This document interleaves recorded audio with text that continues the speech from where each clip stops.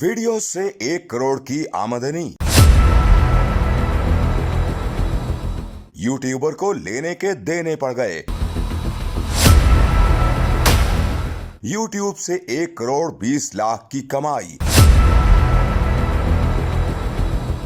Income tax हुकाम का YouTuber के घर पर छापा। इंडियन यूट्यूबर की लॉटरी निकल आई। यूट्यूब वीडियोस से की करोड़ों की कमाई, लेकिन बेचारे को रास न आई। तस्लीम नामी एक भारतीय नौजवान ने यूट्यूब के लिए वीडियोस बनाना शुरू की तो उसकी किस्मत ने पलटा खाया। स्टॉक मार्केट से मुतालिक तस्लीम की वीडियोस इतनी वायरल हुई कि उसने एक ही महीने में 1 करोड़ 20 लाख रुपए कमा लिए। फिर क्या था, इनकम टैक्स वालों ने भारतीय नौजवान के घर छापा मारा और उसकी कमाई को गैर कानूनी करार दे दिया। ताहम यूट्यूबर के भाई फेरोज का मौकिफ है कि हमने यूट्यूब की आमदन पर 4 लाख रुपए टैक्स दिया था। हमारे घर पर एक साजिश के तहत मंसूबाबंदी करके छापा मारा गया है।